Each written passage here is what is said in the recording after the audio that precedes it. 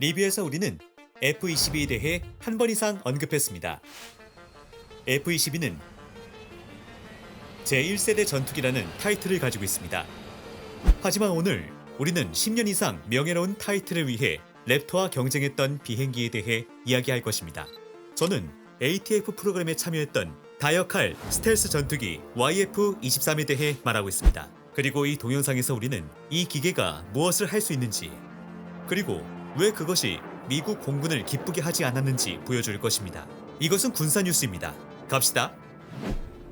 새로운 세대 전투기를 만드는 첫 번째 아이디어는 구소련이 아메리카 이글에 뒤처지지 않는 치명적인 플러거와 호리호리한 포인트를 세계에 제시한 후 1980년대에 시작되었습니다. 이에 대응하여 주 정부는 대규모 첨단 전술 전투기 프로그램을 시작했는데, 이 프로그램에 따라 저시야성, 애프터버너와 첨단 항전 없이 초음속으로 비행할 수 있는 능력을 갖춘 항공기를 개발할 필요가 있었습니다. 새로운 비행선이 이전에 언급되었던 F-15를 대체할 예정이었습니다. 두 팀이 ATF 대회에서 경쟁하고 있었습니다. 로키드, 보잉, 제너럴 다이내믹스는 첫 번째 팀의 일부였고, 노스롭과 맥도넬 더글라스는 두 번째 팀의 일부였습니다. 1986년 10월, 공군은 각 팀에게 YF-22와 YF-23의 두 가지 설계 예를 제출해야 하는 6억 9,100만 달러의 계약을 체결했습니다. 4년 후 참가자들은 그들의 프로토타입을 제출했습니다.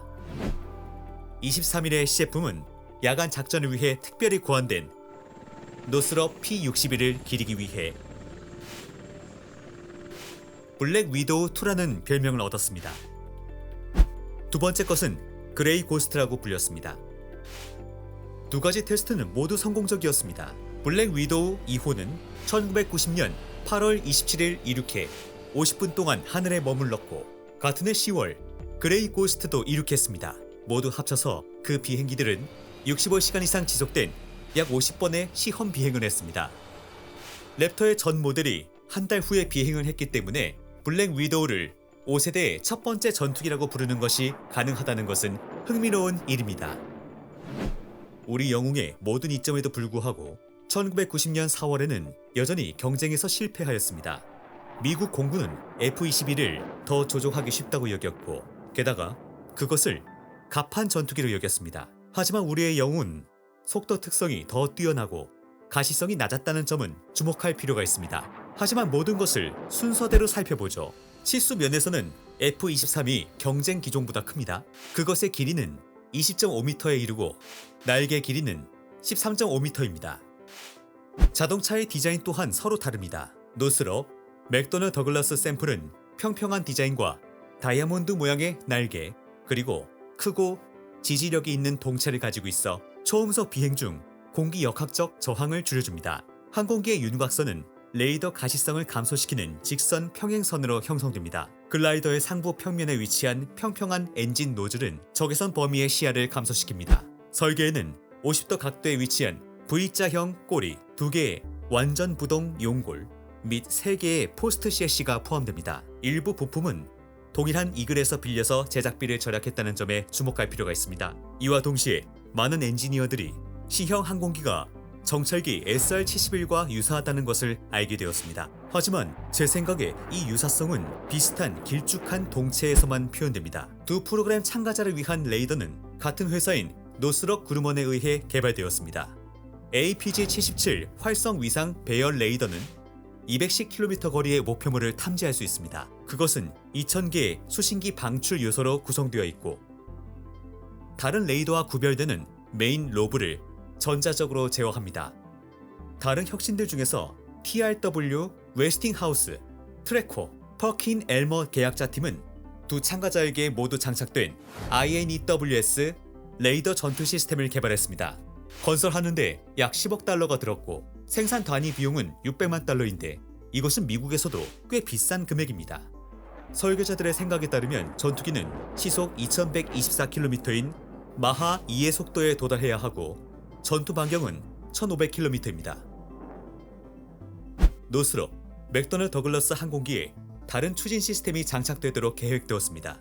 블랙 위도우 이후에는 프렛 앤 휘트니 YF-119가 장착되어 있었는데, 이 기종은 애프터 버너를 사용하지 않고 1990년에 첫 초음속 비행을 할 수 있었습니다. 그것은 거의 마하 1.5인 시속 1700km까지 가속할 수 있었습니다.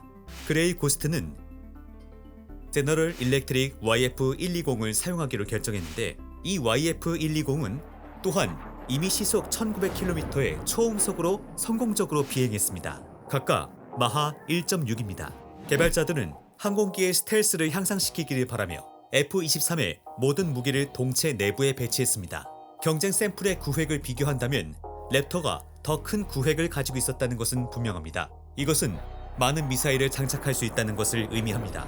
게다가 우리의 영웅은 또한 깊숙한 칸을 가지고 있어서 모든 미사일이 다른 미사일보다 위에 있었습니다. 이 방법은 미사일 중 하나가 발사 플랫폼에서 떨어지지 않는 경우에 추가적인 위협을 야기시켰습니다. 결국 비행선은 4개에서 6개의 중거리 공대공 미사일을 탑재할 수 있습니다. 여기에는 반능동 레이더 유도 헤드로 약 70km의 사거리를 가진 마하 4 스페로우 미사일로 50km 거리를 커버할 수 있는 AIM-120 암람과 같은 모델이 포함됩니다.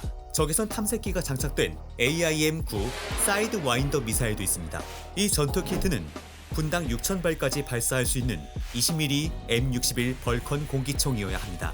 저는 이 전투기가 비행 테스트 동안 경쟁서와는 달리 미사일을 발사하지 않았다는 사실에 주목하고 싶습니다. 이 프로그램의 일환으로 단 2개의 표본만 제작되었지만 대량 생산에 들어간 적은 없습니다. 처음에 그들은 캘리포니아에 있는 나사 연구센터에 몇 년 동안 있었고 그리고 나서 박물관으로 옮겨졌습니다. 블랙 위도우 2는 이제 데이튼 국립 미국 공군 박물관에서 볼 수 있습니다. 그레이 고스트는 2004년부터 다시 캘리포니아에 있는 서부 비행 박물관에 소장되어 왔습니다. 2004년 노스럽 그루머는 YF-23 개발 프로그램을 되살리려고 시도했고 이 항공기를 기반으로 새로운 폭격기를 만들었습니다. 하지만 미국 공군이 새로운 세대의 폭격기로 전환했기 때문에 그 생각은 실행될 수 없었습니다. 이 프로젝트에 대해 좀 더 자세히 알게 되면 블랙 위도우 2가 그렇게 손해보는 선택이 아니었기 때문에 왜 워싱턴이 랩터를 선택했는지는 분명하지 않습니다.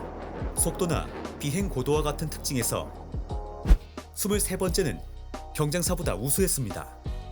게다가 그것은 더 많은 연료와 더 긴 비행 반경을 가지고 있었습니다. 하지만 그럼에도 불구하고 미국은 항공기에게 높은 생존성을 제공하는 기동성을 선택했습니다. 그리고 일반적으로 YF-22는 더 보수적으로 보였고 따라서 더 간단하고 이해하기 쉬운 선택이었습니다.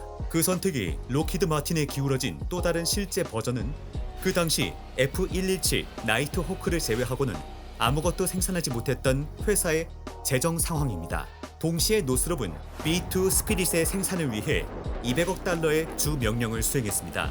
그러한 선택이 시장에서 힘의 균형을 맞추기 위해 이루어진 것은 꽤 논리적인 일입니다. 그 프로젝트의 운명은 탐탁지 않은 것으로 드러났는데 왜냐하면 뛰어난 특성과 엄청난 잠재력을 가지고 있었기 때문입니다. 전투기의 연속 제작은 결코 시작되지 않았기 때문입니다.